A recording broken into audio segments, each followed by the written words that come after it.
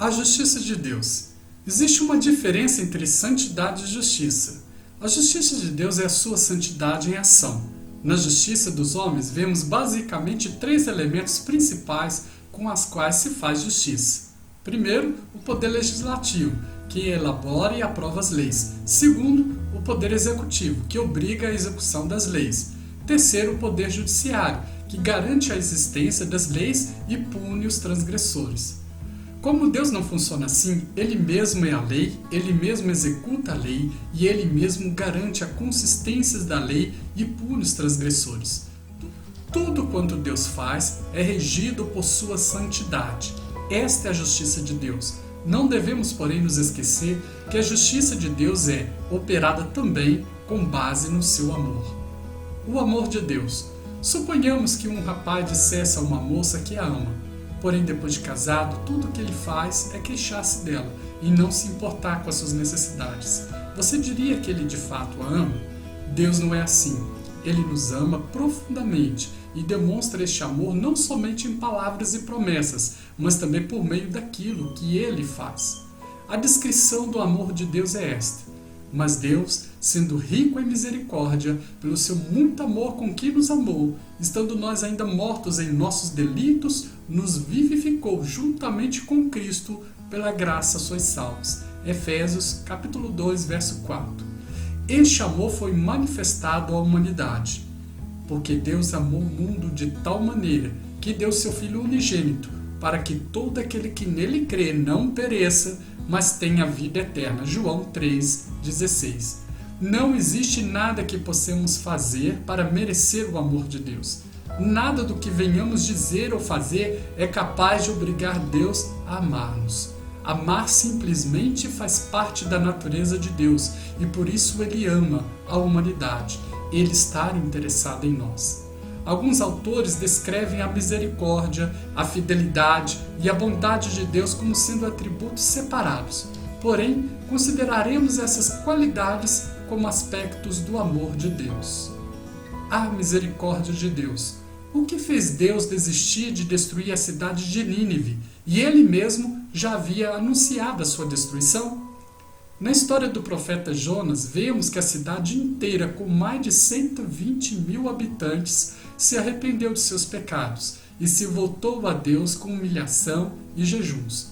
Isto fez com que o amor de Deus por aquele povo o impedisse de executar o seu plano de destruição.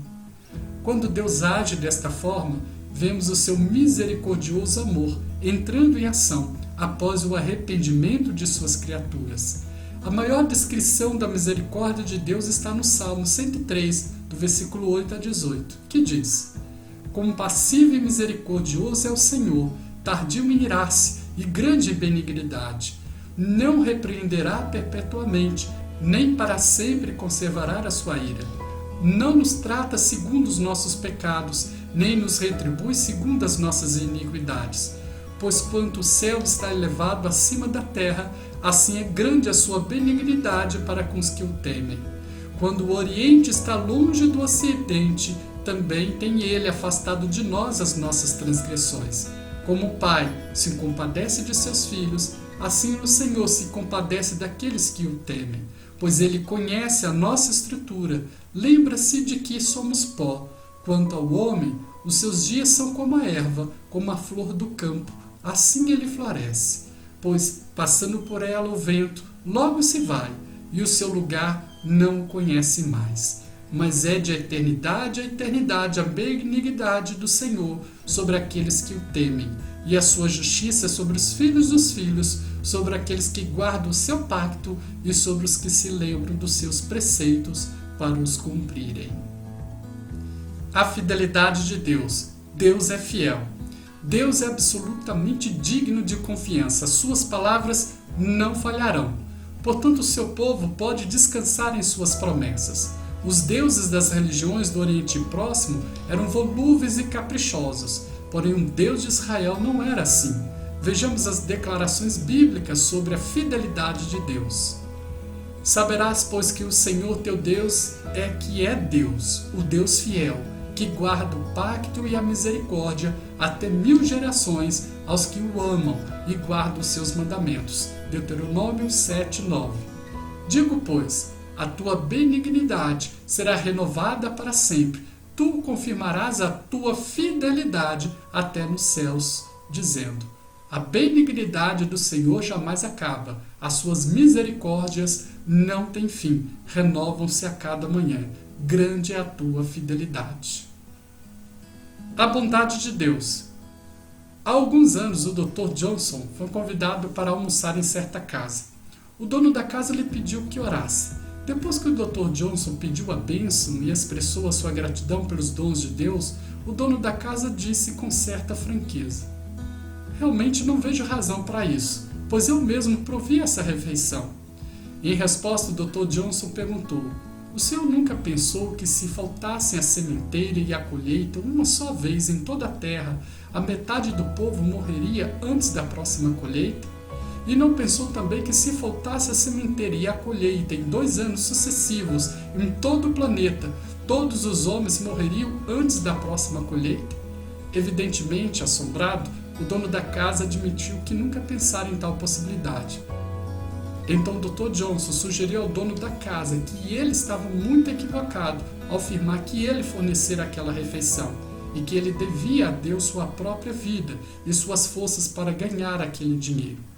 Disse ainda mais o Dr. Johnson: Deus colocou a vida no grão e no animal para que usássemos como alimento, coisa que o Senhor nunca poderia fazer, e que ele, o dono da casa, apenas havia cooperado com Deus, participando das leis divinas para suprir as nossas necessidades.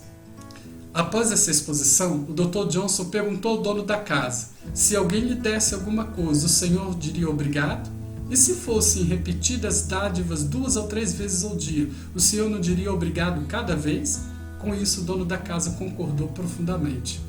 Algumas pessoas têm certas dificuldades para acreditar que Deus é bom, pois dizem tais pessoas: como poderia Deus ser extremamente bom e ter criado um mundo com tantos sofrimentos? Para obtermos uma resposta correta a esta indagação, precisamos fazer as seguintes considerações. Deus não é responsável pelo mal. Se um trabalhador descuidado jogar areia numa máquina extremamente delicada e esta se danificar, pode-se culpar o fabricante? Assim é Deus. Ele criou tudo bom, porém o homem danificou a sua obra. Deus é tão poderoso que pode fazer o mal cooperar para o bem. Embora Deus, em sua onipotência, permita a existência do mal, todavia Ele é poderoso para usar o mal para o bem. Temos na Bíblia exemplo desta realidade. A maldade dos irmãos de José, que se converteu em bem. A dureza de Faraó, que contribuiu para a manifestação de Deus. A maldade dos que crucificaram a Cristo, contribuindo assim para a nossa salvação. Deus formou o universo segundo as leis naturais. Quando Deus criou o universo, Ele o fez segundo as suas leis naturais, e esta pode incorrer em acidentes. Por exemplo, se uma pessoa descuidada cai num precipício, ela sofrerá os danos por ter infringido as leis da gravidade. Mas, ao mesmo tempo, estamos satisfeitos com essas leis, pois de outra forma o mundo seria uma confusão. Deus ainda não concluiu a sua obra.